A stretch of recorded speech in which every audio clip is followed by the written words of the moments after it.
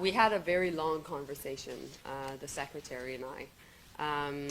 I wanted to be able to have a frank conversation with him. Of course, Canada's sovereignty is not up for debate, and we had a long conversation on tariffs and trade. The approach when it comes to a relationship with the U.S., and through my conversation with the secretary, was we will put maximum pressure on the Americans. And meanwhile, we'll work on finding off-ramps. Because we know ultimately, at the end of the day, the Trump tariffs are going to hurt Americans. And so that's our message, and that's our approach. And meanwhile, I think that on many different issues, what Secretary Rubio and I have been able to agree on was we won't let things that we don't agree on stop us to agree on other things. I can say that through our long conversations, we were able to find strong G7 unity on a variety of issues that were discussed, and one that I would like to highlight in particular is the one linked to Ukraine.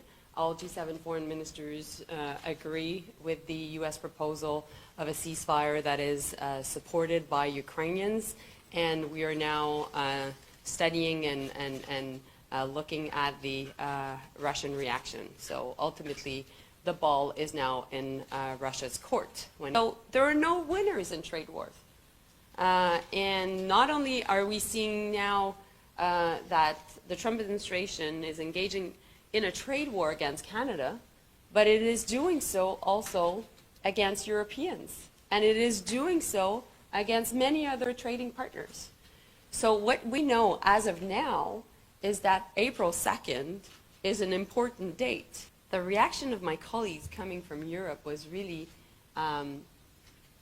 about this absurd threat of annexation. Was really is that a joke? You know, is that you know, my team is telling me that you know, I should not comment on that because it's a joke. And I was saying, no, it's not a joke. It's not. This is a very serious threat. And you know, you don't mess up with a country's sovereignty. We know that. We've seen that elsewhere in the world.